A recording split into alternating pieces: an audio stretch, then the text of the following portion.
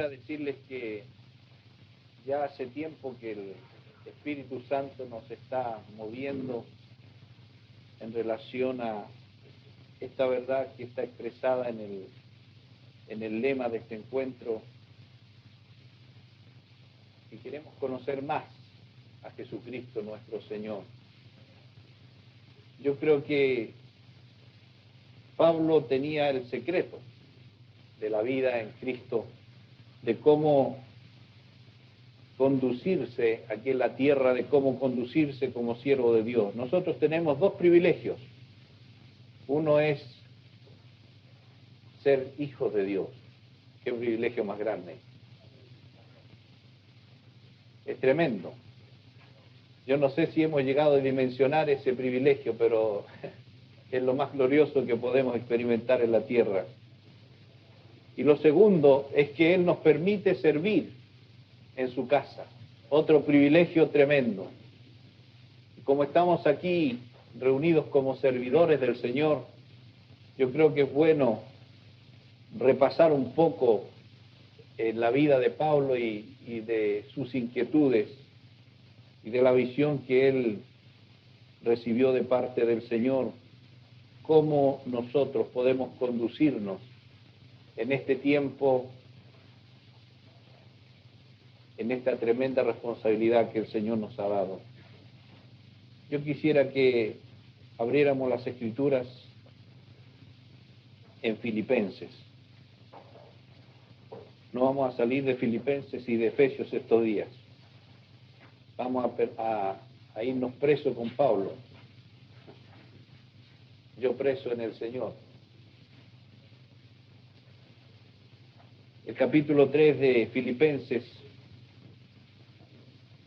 es un capítulo tan hermoso donde Pablo está hablando de su experiencia personal, y quiero partir por ahí primero. Pablo el hombre,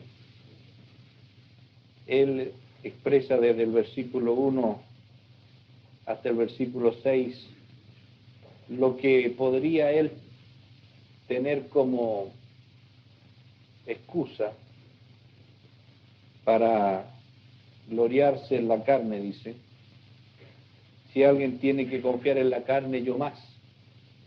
Y ahí da una lista de cosas que podrían situarlo en un lugar, en una plataforma, pero quiero leer del verso 7 en adelante. Dice: pero cuántas cosas eran para mí ganancia, las he estimado como pérdida por amor de Cristo.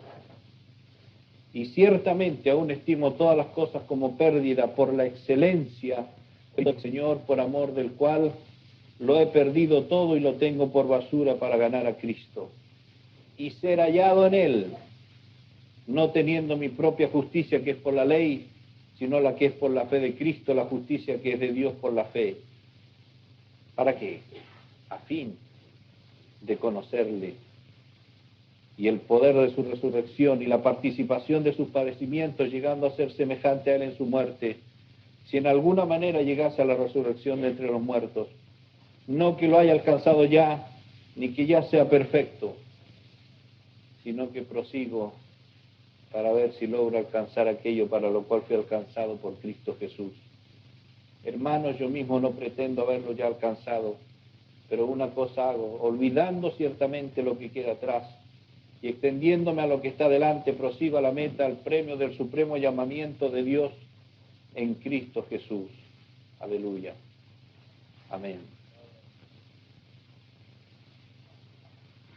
Yo creo que Pablo tuvo un tremendo encuentro con el Señor.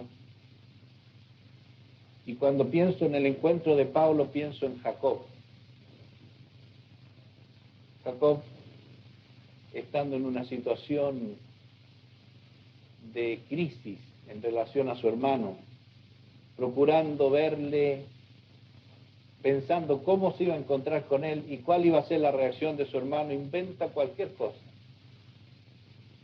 de enviarle regalos, de hacerle presentes, pero en medio de esa confusión que tenía, el Señor le salió al encuentro. Y esto es lo más glorioso. Pablo persiguiendo a la iglesia, creyendo ser un hombre justo, creyendo hacerle un favor a Dios, el Señor le salió al encuentro. Yo creo que esta ha sido la experiencia de la mayoría de nosotros. En medio de la confusión de nuestra vida, en medio de buscar cosas personales, inclusive aún sirviéndole al Señor, en esta confusión que teníamos entre religión y Cristo, el Señor nos salió al encuentro. Y saben lo que me impresiona de esto es que cuando llega la luz, porque esto es lo que sucedió con Pablo, un resplandor de luz, eso me gusta. Llegó a él y lo derribó. Yo creo que si no sucede esto, imposible conocer a Cristo. Tiene que llegar la luz. Y cuando la luz llega nos derrota. En el caso de Jacob dice que él se dio cuenta que estaba luchando con alguien superior y le dijo, no te dejaré si no me bendices. Pero lo cierto es que Dios lo marcó allí en ese encuentro. Y otra cosa que hizo Dios fue decirle, tu nombre no me gusta. Tu identidad, la que tienes ahora, no me gusta. Suplantador, engañador. Te voy a cambiar el nombre, te voy a cambiar la identidad. Te llamarás Israel, porque has luchado con Dios y has vencido. Esta expresión, no sé si a ustedes les llama la atención, pero luchar con Dios y vencerlo. ¿Cómo se puede vencer a Dios? ¿Hay alguna manera de vencer a Dios? Aquí está el ejemplo de Jacob. Has luchado con Dios y has vencido. Cuando uno cae a tierra, vencido por el Señor y se humilla realmente, es la única manera de vencer a Dios. La mujer sirofenicia, ¿te acuerdas? Que insistía con Jesús. Y Jesús la trató fuerte. No es bueno sacar el pan de los hijos y darlo a los perrillos. Si nos dicen eso a nosotros nos morimos, ¿no? Nos vamos enojados para la casa. No hay amor.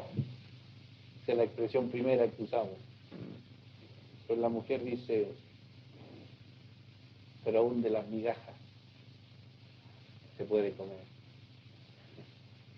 Qué humillación. Venció a Cristo. La mujer venció a Cristo. Le dice, hágase contigo como quiera. Y aquí tenemos a Saulo de Tarso, persiguiendo a la iglesia. La verdad es que Pablo nunca dejó de perseguir al Señor, ¿eh? ¿Sabían ustedes? Primero persiguió al Señor procurando destruir a la iglesia. Y luego que el Señor le sale al encuentro, lo derrota,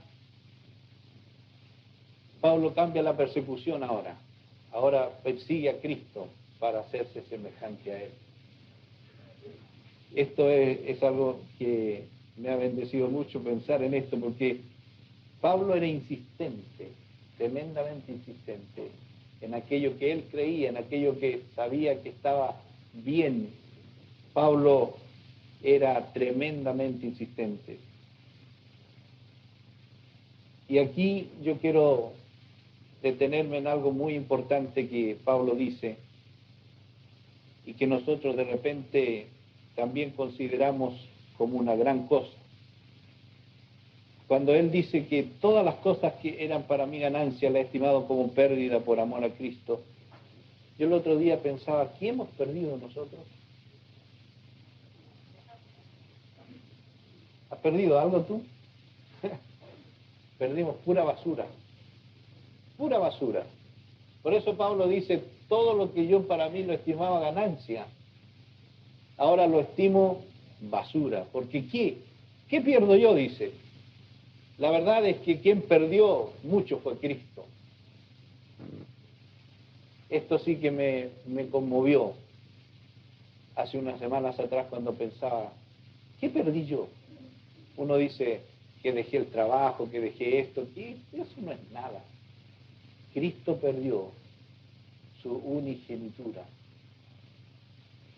Renunció a ser el único para ser el primogénito entre muchos hermanos. Y yo creo que eso sí que es pérdida. La pérdida de su unigenitura para incluirnos a nosotros. Eso sí que es glorioso. Yo digo, Señor, perdóname si alguna vez pensé que había perdido algo. La verdad es que no he perdido nada. He ganado todo. Te he ganado a ti, Señor. Bendito sea tu nombre. Entonces, cuando Pablo está hablando de su experiencia personal, yo creo que es muy importante que esto esté muy claro en nosotros para que podamos realmente saber cómo conducirnos en la casa de Dios y cómo conducir al pueblo que realmente el Señor nos ha confiado. Por eso cuando Él escribe a los Efesios, ahora vamos a trasladarnos al primer capítulo de Efesios, partiendo desde los primeros versículos, bendiciendo al Señor por lo que Él nos ha bendecido. Ya, dice, bendito sea el Padre nuestro Señor Jesucristo, que nos bendijo con toda bendición espiritual en los lugares celestiales en Cristo, según nos escogió en Él, antes de la fundación del mundo. Ese para se repite varias veces. Hay un propósito fundamental, pero yo quiero irme más adelante, perdón, a los versículos 7 en adelante, en quien tenemos redención por su sangre, el perdón de pecados, según la riqueza de su gracia, que hizo sobreabundar para con nosotros en toda sabiduría e inteligencia, dándonos a conocer el misterio de su voluntad según su beneplácito, el cual se había propuesto en sí mismo de reunir todas las cosas en Cristo, en la dispensación del cumplimiento de los tiempos, así las que están en los cielos como las que están en la tierra. Voy a parar ahí. Qué tremendo es saber que el Señor, a él le plugo revelarnos el misterio de su voluntad. Nos dio sabiduría e inteligencia. El plan que Él se había propuesto de unir todo bajo Cristo cuando se cumplieran los tiempos. Este es la revelación del misterio de su voluntad. Dios tiene un propósito definido para toda la humanidad y conforme al plan que Él determinó para todos los siglos. La historia de la humanidad no está librada al azar. No es algo que Dios lo lanzó así, como decimos los chilenos, al lote. Tiene sentido, tiene dirección, tiene propósito, tiene objetivo.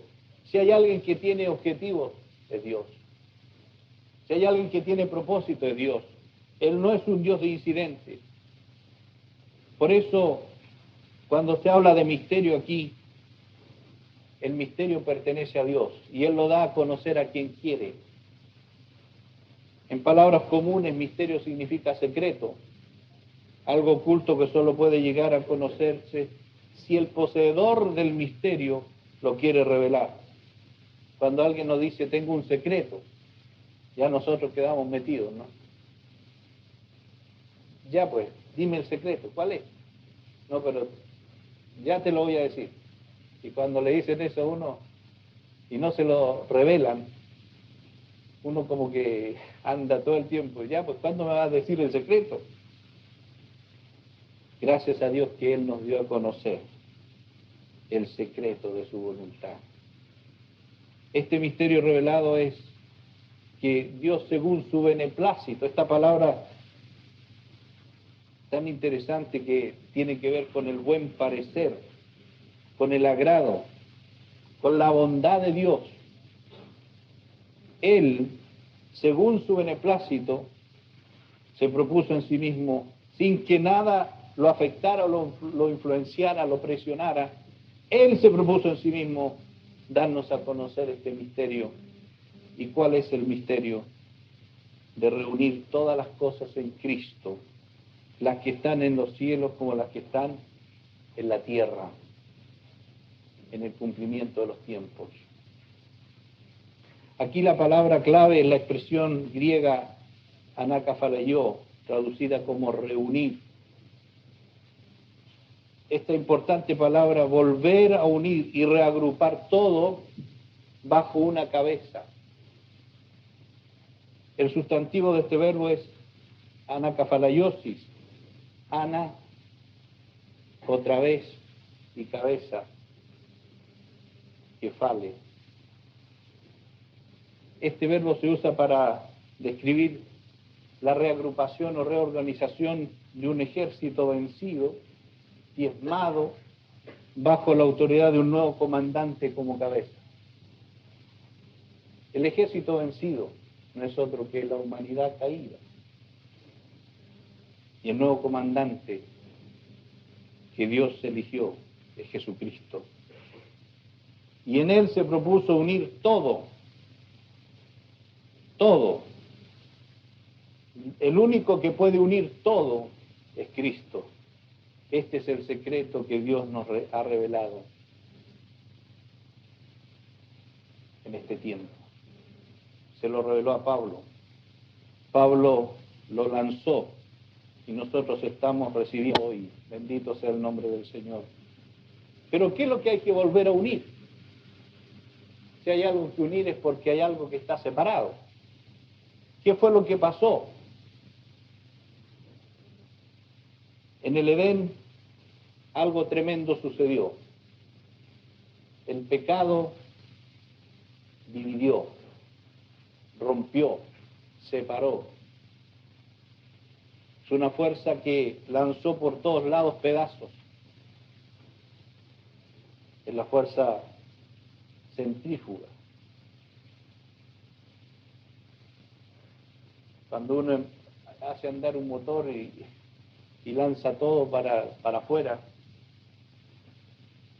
en pedazos. ¿Qué sucedió allí? El pecado separó al hombre de Dios. Dividió al hombre de Dios. Dividió al hombre consigo mismo. Dividió al hombre con el hombre. Dividió al hombre con el tiempo, porque nosotros fuimos creados eternos.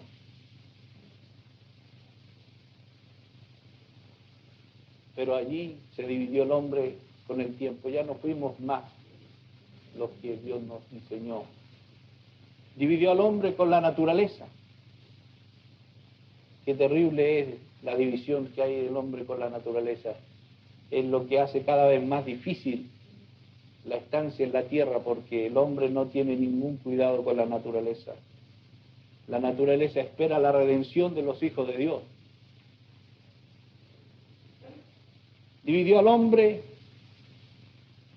en tantas maneras, la familia y subsecuente con esto muchas otras cosas que estamos viviendo en este tiempo. Trajo muerte, la muerte significa separación. El pecado destruyó la unidad original del universo. La palabra universo viene de la palabra uno. El pecado separó muchas cosas. De ahí que vienen el egoísmo, la rebeldía, la avaricia, las peleas, la envidia, asesinatos, infidelidad, robo, fornicación, divorcio, etcétera, etcétera, etcétera. Pero saben, en la plenitud de los tiempos, Dios mandó a su Hijo a este mundo pecador para realizar por su gracia el plan redentor. Cristo llevó sobre sí el pecado de la humanidad, aquello que había dividido al hombre con Dios. Dice Hebreos 2, 14 y 15, para destruir por la muerte al que tenía el imperio de la muerte, esto es al diablo, y librar a todos los que por el temor de la muerte estaban durante toda la vida sujetos a servidumbre. Por la muerte destruyó al que tenía el imperio de la muerte. La muerte era separación, pero Cristo murió para acabar con el imperio de la separación. Su muerte es la primera fase de esta tremenda obra que vino a ejecutar. Y la otra parte es aquel día cuando Cristo resucitó. Aleluya. La primera parte fue en la cruz, pero la segunda gran obra de la redención es la resurrección. Ese día, cuando Cristo resucitó de los muertos, es como una onda expansiva que alcanzó todo el planeta Tierra y sigue todavía en vigencia. Esta onda se esparce por la proclamación de la palabra de Dios en el poder del Espíritu Santo. Cuando el hombre abre su corazón, se deja alcanzar por esta onda tremenda de la palabra de Dios, recibe la vida de Cristo, vuelve a ser uno con Dios y con sus hermanos mediante Jesucristo, nuestro hermano mayor. Bendito sea el Señor. Qué bendición es tener este secreto revelado. Y aquí surge una pregunta: ¿qué es la iglesia? La iglesia es esta parte de la humanidad que actualmente está en Cristo y siendo su cuerpo, está reconciliada con Dios y con sus hermanos. Porque todos los que habéis sido bautizados en Cristo, de Cristo, estáis revestidos. Ya no hay judío ni griego, no hay esclavo ni libre, no hay varón ni mujer, porque todos vosotros sois uno en Cristo Jesús. Este es el propósito y el plan de Dios desde entonces: volver a unir a todos los hombres y mujeres consigo mismo y a todos los hombres entre sí. El único modo es bajo la cabeza del nuevo comandante y jefe, Jesucristo el Señor. Esta revelación es el fundamento que usa Pablo para combatir toda división potencial en la iglesia entre cristianos de origen judío y los cristianos de origen gentil, y en la base para combatir todo tipo de división en la iglesia. Hermanos queridos, Dios ya ha revelado en su palabra el misterio de su voluntad, por lo cual proclamamos que la iglesia de Cristo es una. Cualquier división es inadmisible y atenta contra el propósito eterno de Dios. Por eso Pablo ora, y aquí tenemos los versículos 15 en adelante, cuando él dice: por esta causa también yo, habiendo oído de vuestra fe en el Señor Jesús y de vuestro amor para con todos los santos, no ceso de dar gracias por vosotros, haciendo memoria de vosotros en mis oraciones, para que el Dios de nuestro Señor Jesucristo, el Padre de gloria, os dé espíritu de sabiduría y de revelación en el conocimiento de Él, alumbrando los ojos de vuestro entendimiento, para que sepáis cuál es la esperanza a que Él os ha llamado.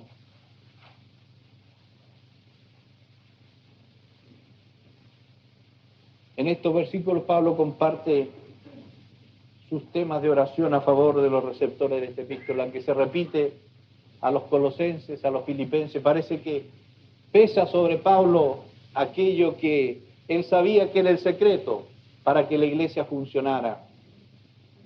Oro. ¿Y cuál es la petición de Pablo? Primero él da gracias por los hermanos, pero luego dice: habiendo oído de vuestra fe en el Señor Jesucristo, vuestra fe en el Kyrios, en el Señor de señores, yo ruego, y esta es la oración, que Dios les dé espíritu de sabiduría y de revelación para que sus ojos espirituales sean alumbrados. El propósito de esta petición de Pablo es que conozcan plenamente al Señor y sepan lo que el Señor les ha dado. La pregunta es: Pablo, ¿estás dirigiéndote a una iglesia con cierta madurez? ¿No te das cuenta que esta iglesia conoce al Señor? Yo creo que Pablo sabía bien lo que estaba orando. Él sabía que la iglesia necesita progresivamente conocer al Señor. A veces me asusta cuando alguien me dice, yo conozco al Señor hace 20 años. Más de alguna vez le dije a alguien, no se te nota. Porque no es cuestión de los años, es cuestión de conocer a Cristo. No es una cuestión histórica, yo conocí al Señor. Más bien, estoy conociendo al Señor. Y esto debería notarse en nuestra expresión, porque conocer a Cristo es un hecho de transformación, de gloria en gloria. Toda revelación comprende dos aspectos, lo objetivo y lo subjetivo. La palabra de Dios nos comunica el aspecto objetivo de la verdad. Es nuestra responsabilidad oír, leer, estudiar, profundizar y sobre todo creer la verdad objetiva. Dice que la fe viene por el oír. ¿Y el oír qué cosa? La palabra de Dios. La palabra de Dios es objetiva. Pero para alcanzar la comprensión plena y cabal de la revelación necesitamos la iluminación interior del Espíritu Santo. Cuando recibimos la palabra de Dios con fe y mansedumbre, el Espíritu Santo opera en nuestro interior la iluminación, alumbra los ojos de nuestro entendimiento, que en realidad en el original dice que alumbra los ojos de nuestro corazón, porque habla de cardia, del corazón. Este debe ser nuestro ruego a Dios cuando leemos las Escrituras y oímos su palabra, que en estos días sea este nuestro ruego. Ilumina nuestro corazón, los ojos de nuestro corazón. Que nos dé espíritu de sabiduría y revelación en el conocimiento pleno del Señor para que sepamos lo que el Dios nos ha dado. Dice los versículos que siguen, alumbrando ojos de nuestro entendimiento, de vuestro entendimiento, para que sepáis cuál es la esperanza a que Él os ha llamado y cuál es la riqueza de la gloria de su herencia en los santos y cuál la supereminente grandeza de su poder para con nosotros los que creemos según la operación de su fuerza, la cual operó en Cristo resucitándole de los muertos y sentándole a su diestra en los lugares celestiales. Observemos que el apóstol en ningún momento pide al Señor que bendiga a los efesios, porque ya había dicho, bendito el Dios y Padre nuestro Señor Jesucristo, que nos bendijo. ¿Nos bendijo el Señor? Estamos requete bendecidos. Nosotros no necesitamos nuevas bendiciones, sino revelación para conocer lo que ya nos ha sido dado. Tener riquezas, abundancia, herencia y no saberlo en la práctica equivale a no tenerlas. Si alguno depositara en nuestra cuenta bancaria una buena cantidad de dinero y nosotros no nos enteramos de ello, siendo ricos seríamos pobres. La revelación puede revolucionar nuestra vida. Por eso Pablo, al orar por los hermanos de Éfeso, pide revelación para que sepan concretamente tres cosas que Dios les ha dado. La esperanza a la cual han sido llamados, la riqueza de la gloria de su herencia en ellos, la supereminente grandeza de su poder para con ellos. La esperanza a que Él nos ha llamado. Hermanos, ¿hay alguna esperanza a la que hemos sido llamados? La esperanza es la virtud mediante la cual esperamos lo que no vemos. ¿Hay cosas que tú esperas que no ves? Hay varias cosas que yo espero que no veo. La esperanza es nuestra fe orientada al futuro. Se basa en nuestra confianza absoluta en el Dios absoluto, porque creemos que Él prometió y es fiel y todopoderoso para cumplir sus promesas. Esta esperanza está dentro de nosotros y se llama Jesucristo. En Colosenses 1:27 Pablo dice, es Cristo en vosotros la esperanza de gloria. ¿Podríamos decir esto en primera persona? Es Cristo en nosotros la esperanza de gloria. Digámoslo otra vez. Es Cristo en nosotros la esperanza de gloria. Por lo tanto, esta esperanza es el desarrollo de la gloria de Cristo, que ya está presente en nosotros mediante el Espíritu Santo, pero tiene que desarrollarse en el mundo. Concretamente, ¿cuál es nuestra esperanza? Es lo que esperamos. Esperamos alcanzar todo aquello a lo cual Dios nos ha llamado. Y esto se realizará por medio del Hijo de Dios, quien está en nosotros. Observemos en esta epístola y en otras partes de la Escritura lo que Dios promete. Efesios 4:13, hasta que todos lleguemos a la unidad de la fe y del conocimiento del Hijo de Dios, a un varón perfecto, a la medida de la estatura de la plenitud de Cristo. Esto lo dice la palabra de Dios. ¿Será que se va a alcanzar? Yo creo, esta es esperanza que tenemos que guardar. Efesios 3:19, para que seáis llenos de toda la plenitud de Dios. ¿Anhelamos esto? Nuestra esperanza.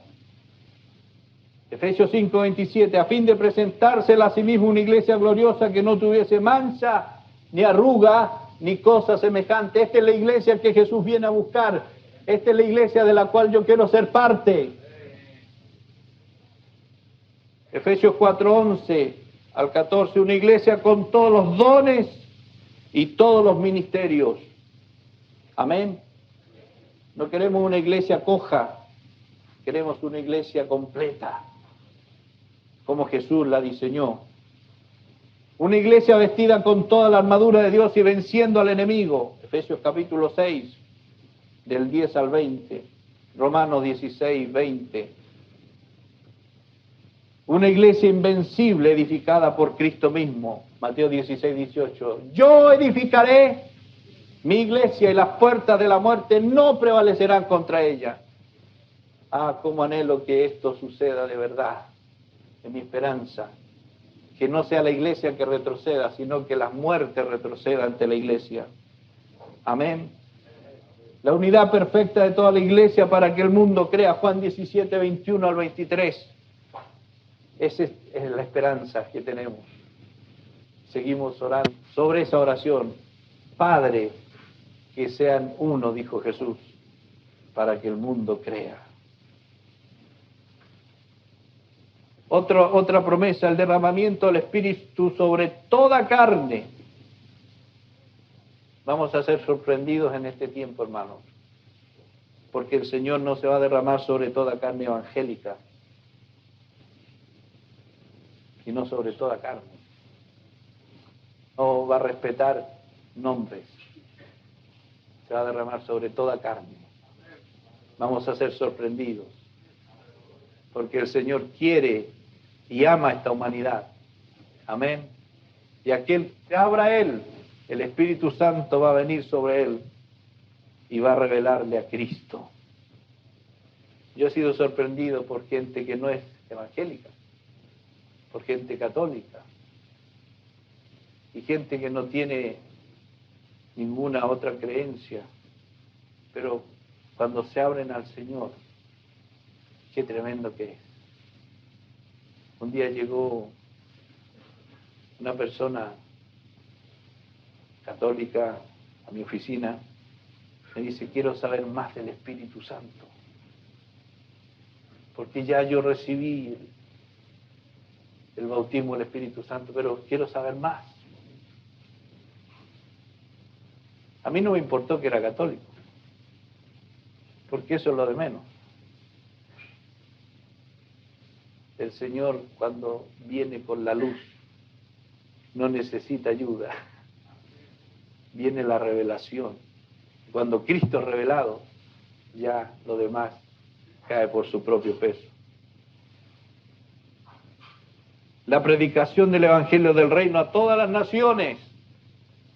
Será predicado este Evangelio del Reino a todas las naciones. Entonces vendrá el fin.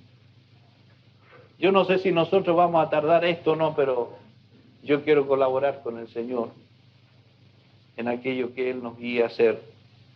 La manifestación de las abundantes riquezas de su gracia en los siglos venideros. dice Efesios 2:7. Hermanos, esto es lo que esperamos. Es la esperanza a que Él nos llamó.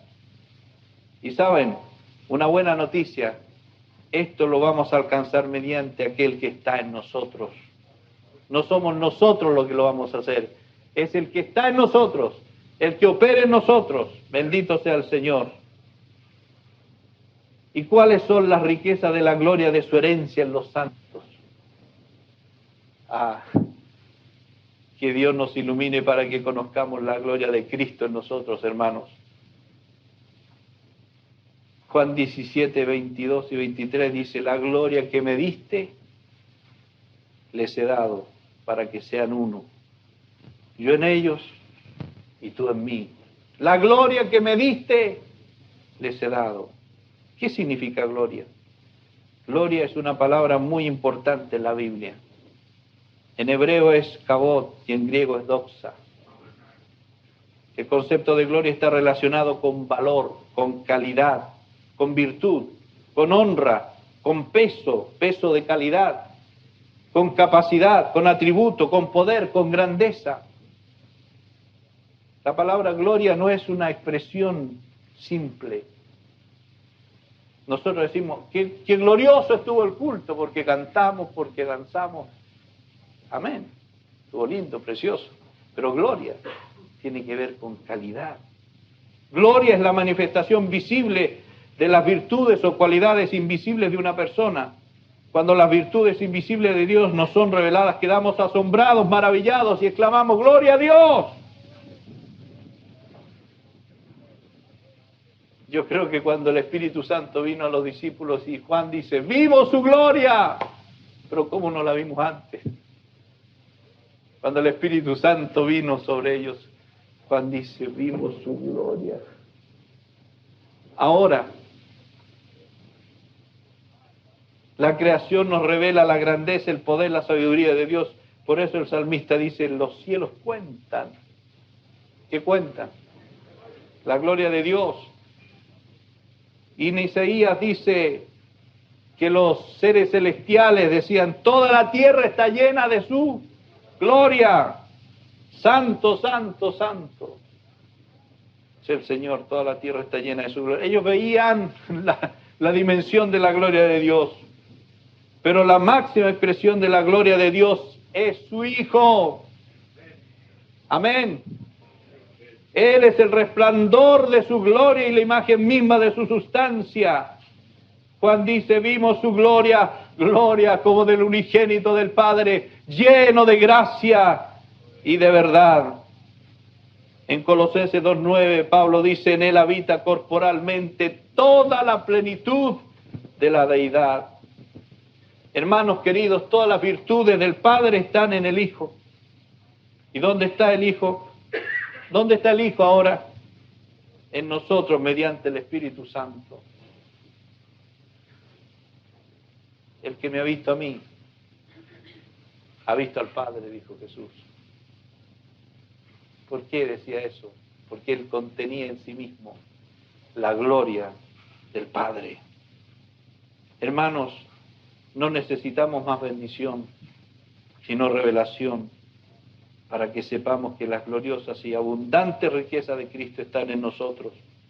La función del Espíritu Santo es tomar de Cristo y hacernos saber eso. Observemos que Cristo no dice otra cosa, dice: tomará de lo mío, en Juan 16:14, tomará de lo mío y os lo hará saber. Tomará de lo mío y os lo hará saber. Y aquí aprovecho de decirles qué tremenda es la operación de la divinidad. Primero, Cristo sujeta al Espíritu Santo y al Padre. Luego, cambian los roles. Jesucristo es sentado a la diestra del Padre y el Espíritu Santo se sujeta a Cristo. Y todo lo que oyere, Él lo hará saber. Y tomará de lo mío, Dios lo hará saber. Sí, porque dentro nuestro están las virtudes de Cristo, hermanos. Amor, santidad, humildad, mansedumbre, paciencia, paz, bondad, dominio propio, amabilidad, verdad, sinceridad, justicia, misericordia, etc.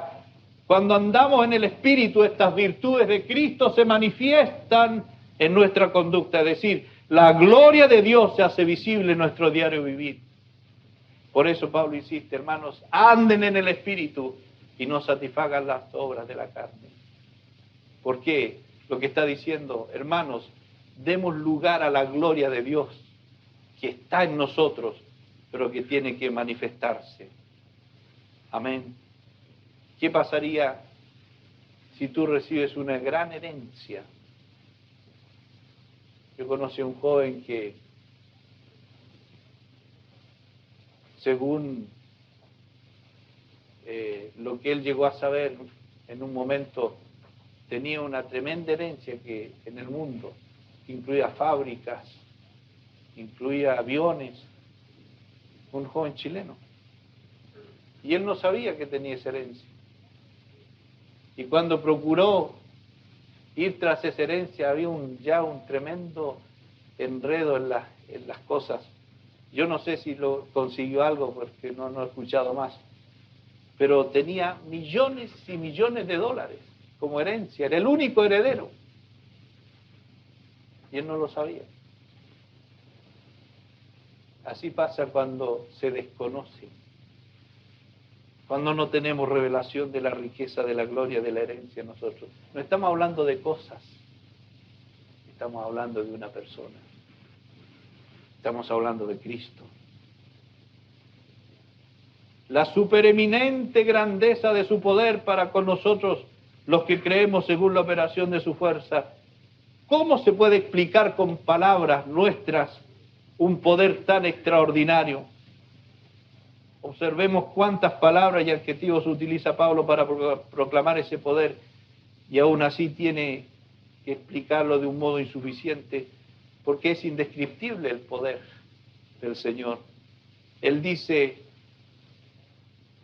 usa una palabra aquí bien expresiva, dice la supereminente grandeza de su poder. Ya no hay otra palabra, no hay otra expresión. La frase poder es dinamis, grandeza es mega, eminente, bayo, super, hiper. Nosotros ya conocemos que pasaron los supermercados, ahora están los hiper. O sea, lo más grande. Según la operación, la energía, poder, kratos, fuerza, ictus, la cual operó en Cristo. Hay una descripción aquí de una grandeza que no se puede describir. Finalmente el apóstol usa un ejemplo para explicar la grandiosa y la extraordinaria grandeza de este poder. El poder que actúa en nosotros, los que creemos, es el mismo poder que operó en Cristo, resucitándole a los muertos y sentándole a la diestra de Dios, sobre todo principado y autoridad. Hermanos, ¿conocemos el poder que hay en nosotros? Es tiempo que despertemos. De repente andamos como acomplejados. Quiero hablar de Cristo. Supiéramos el poder que hay en nosotros. Para muchos la vida cristiana es como avanzar contra la corriente con un bote a remos.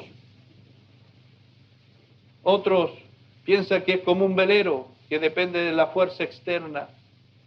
Pero en realidad, a la luz de estas palabras, es como tener una lancha de esas de unos cuantos caballos de fuerza, ¿no? Que se llega a levantar. No depende del esfuerzo personal para avanzar ni de la fuerza del viento, porque en sí mismo hay un motor que impulsa a avanzar en la dirección deseada y ante cualquier circunstancia. Aleluya. Este motor que el Padre colocó en Cristo al resucitarle de los muertos es el que puso en nosotros. La llave de este motor es la fe para con nosotros los que creemos. Por eso el apóstol dice, todo lo puedo en Cristo que me fortalece. ¿Quién es lo que me va a detener? Nada. Si Dios es por nosotros, ¿quién contra nosotros? Bendito sea el nombre del Señor. Dependiendo de ese poder podemos amar, perdonar, ser pacientes, servir y hacer toda la voluntad de Dios. esta fuerza que operó en Cristo, resucitándole a los muertos y sentándole a su diestra en lugares celestiales, sobre todo principado, etcétera. Hermanos, nosotros necesitamos conocer a Cristo en nosotros, como también al Cristo que está sentado a la diestra del Padre. Cuando el cuerpo de Cristo yacía muerto en la tumba, el poder del Padre operó en él y lo resucitó de los muertos. Lo ascendió a los cielos, lo sentó a su diestra, lo hizo Señor y máxima autoridad. Ese poder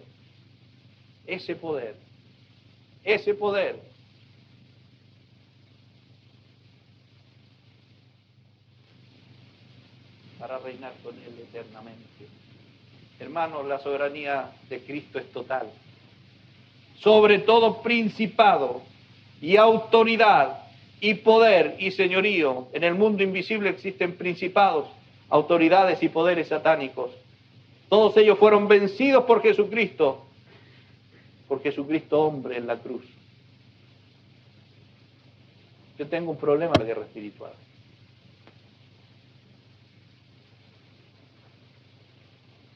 Porque yo creo que la guerra fue ganada. Lo que nosotros hacemos es luchar nuestra batalla. Pero la guerra fue ganada. Cristo venció y no tiene que volver a morir. Él murió una sola vez y venció a Satanás y a todas sus huestes. Bendito sea el nombre del Señor. Adán fue nuestro primer representante. Se le dio todo señorío, todo el poder para administrar en la tierra y perdió todo aquello ante el diablo. Pero Cristo, nuestro segundo hombre, nuestro segundo representante, con su muerte y resurrección, reconquistó la autoridad sobre todo el mundo que Adán había perdido al pecar. Bendito sea el nombre del Señor. Toda autoridad me ha sido dada en la tierra. Eso es verdad, hermanos. Cristo es la autoridad sobre toda autoridad. No solo sobre las potestades diabólicas, sino también sobre las autoridades humanas, reyes, presidentes, gobernadores, etcétera. Todo está bajo su soberanía. Sobre todo nombre que se nombra, el nombre o título de Cristo es superior a todos los títulos que existen en el universo. No solo en este siglo, sino también en el venidero. No hay tiempo para Dios. Todos los tiempos. Nosotros decimos, estamos viviendo en el tercer milenio y hay tantas cosas difíciles. ¿Y qué importa? ¿Qué importa que se declare un obispo homosexual? Vamos a luchar contra las fuerzas del infierno y vamos a vencer. La mentira del diablo no puede más que la iglesia, porque tenemos al que es la verdad. No tenemos una doctrina como la verdad, tenemos una persona que es la verdad. Tenemos a Cristo y no vamos a temer a lo que venga, a toda la suciedad y la mentira del diablo. Vamos a ir adelante, porque todo lo sometió bajo sus pies, todo está absolutamente sujeto a él, y todo está bajo su autoridad. La creación, el universo, la naturaleza, los ángeles, los demonios, los gobernantes, las naciones, la historia, las circunstancias. Él es Rey de reyes y Señor de señores. Pero saben una cosa maravillosa, sobre todas las cosas, esto significa que todos los oficios sobre los cuales Cristo exaltó, el Padre exaltó a Cristo, es más importante, el más importante de todos, y que es cabeza de la iglesia. Aleluya. Qué tremendo es esto. Iglesia es una palabra clave en esta epístola. Se repite varias veces, pero la visión de la iglesia es predominante aquí en lo que Pablo expresa. No me voy a referir a la etimología de la palabra iglesia, porque no vamos a tener la revelación si captamos la etimología de la palabra, sino lo importante es que la revelación del Señor venga a nosotros. La iglesia es el pueblo, la familia de Dios, la familia que Él soñó tener desde antes de la fundación del mundo. Esta epístola contiene la revelación más completa y clara de toda la Biblia sobre la iglesia. En estos últimos 2 versículos del capítulo 1, Pablo usa 2 expresiones para describir la iglesia. La iglesia es el cuerpo de Cristo. La iglesia es la plenitud de Cristo. Es la metáfora del cuerpo, que es la figura predominante en esta carta. Cristo es la cabeza. Pero ¿saben? Cristo es la cabeza, pero también es el cuerpo. ¿Saben por qué? Porque Él está en cada uno de nosotros. Cristo es la cabeza, pero también es el cuerpo, porque tiene relación con todos y cada uno de nosotros. La cabeza gobierna y dirige el cuerpo, pero también sustenta y cuida a todo el cuerpo. ¿Quiénes pertenecen a la iglesia? Aquellos que están unidos a Cristo, que están bajo su gobierno y autoridad. Todo el que reconoce a Cristo como Señor es un miembro de su cuerpo. Aquí se acaban las complicaciones. ¿De qué iglesia eres tú? ¿Cuántas iglesias hay? Hay una sola. ¿Y cómo se entra a esta iglesia? Sometiéndose a Cristo, el único que es cabeza de la iglesia. En la Biblia nunca se le llamó iglesia a un edificio, a un lugar de reuniones, ni a una organización. La iglesia es la comunidad de los redimidos, de hombres y mujeres nacidos de nuevo y ahora son hijos de Dios. Hay una relación vital entre Cristo y la iglesia, como la que existe entre la cabeza y el cuerpo. Cristo, resucitado mediante el Espíritu Santo, está presente en cada uno de los miembros de su cuerpo para darles vida y crecimiento. Su extraordinario plan y propósito es llenarnos a todos de su plenitud. Bendito sea el nombre del Señor. La pregunta es, ¿necesitamos conocer a Cristo? Por eso Pablo, hermanos, nos da el secreto. A fin de conocerle, yo he perdido todo, he renunciado a todo, porque mi único fin es conocerle. Es lo único que me da la seguridad de que voy a ser transformado. Es lo único que me da la seguridad de poder ayudar a mis hermanos, que Cristo en mí, la esperanza de gloria, se desarrolle más y más. Y que vamos creciendo de gloria en gloria, como mirando como en un espejo la gloria del Señor. Hermanos queridos, esto es lo que el Espíritu Santo nos quiere llevar a experimentar. Yo lo anhelo, yo lo deseo. Quiero conocer a Cristo. Quiero su transformación. Anhelo la transformación de la iglesia. No hay otra manera. No es con grandes mensajes, es con la acción de Cristo en nuestra vida y la operación del Espíritu Santo trayendo su revelación a nosotros. Bendito sea el nombre del Señor. Cristo en nosotros, la esperanza de gloria. Bendito sea tu nombre, Señor. Bendito sea tu nombre, Señor. Oh, cómo te anhelo, Señor, cómo te anhelo. Y ardientemente deseo conocerte más.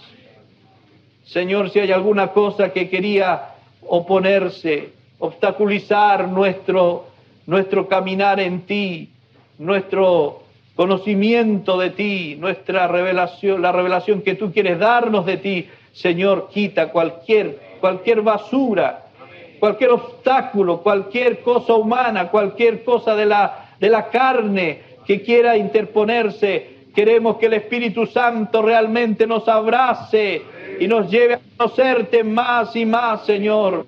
Bendito sea tu nombre. Aquí estamos delante de ti, Señor, como servidores tuyos, dispuestos, abiertos para que tú operes según la potencia que levantó a Cristo de los muertos.